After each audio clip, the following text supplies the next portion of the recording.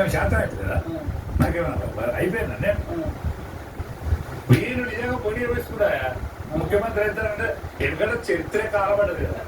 వాళ్ళ కొడుకులే అదే వాళ్ళే చంపి ఇప్పుడు ఔరంగజేబు ఏం చేసిండు? జైల్లో పెట్టిండు, అన్నదమ్ములు చనిపారేసిండు, షాజహాన్ జైల్లో పెట్టిండు రాజ్యం కోసం.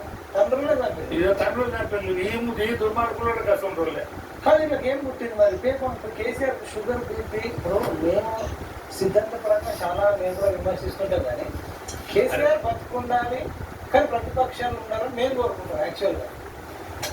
కానీ అలా కొడుకు కూతురు అసలు ఆయన ఆరోగ్యం ఖరాబ్ కావడానికి వాళ్ళే కంకణం కట్టుకున్నారంటే ఏం అసలు ఏం జరుగుతుంది? నేను కేదార్ ఈశ్వర గౌరీ కంకణం కట్టుకున్నాను చూడు ప్రాంతం అని వాళ్ళు కంకణం కట్టుకున్నారు. అసలు ఏమైంది సంపాదనలో ఆరోగ్యం అయింది?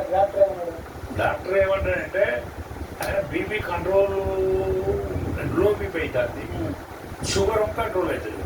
ఈ రెండు ఎటు దారితే అంటే హార్ట్ అటాక్ దారిస్తుంది. ఈ ప్రమాదం ఉన్నది. అంటే డాక్టర్ చెప్పిన ప్రకారం ఏంటంటే ఆయన పత్యం చేతలేడు, టెన్షన్ గురైతాను వాళ్ళు. టెన్షన్ ఎందుకు? రాజ్యం మీద టెన్షన్, ఇంట పంచాయతీ, ఆస్తి పంచాయతీ. ఆ పొల్ల ఖర్చు చేయబట్టే ఈ పూరను ముడకొడుకు ఆ ఎగిరిచిన బుద్ధములు ఏది పడ్డలేదు మాట్లాడాలంటే. రేవంత్ రెడ్డితో ఇప్పుడు 100 సీట్లు వస్తాయని తొడగొట్టే ముచ్చటాన్ని ఇంకా 3.5 సంవత్సరాలు కాల్పించింది.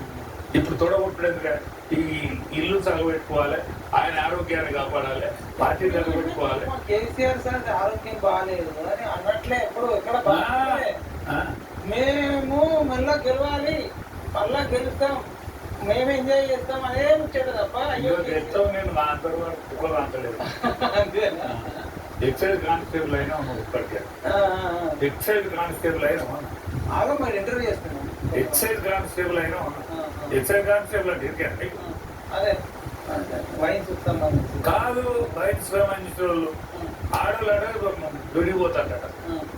కదా ఇప్పుడు వచ్చినాయి మనకి ఈ లాట్రిన్స్, బాత్రూమ్స్ కానీ అది వరకు అందరూ బయటికి పోయితోలేక.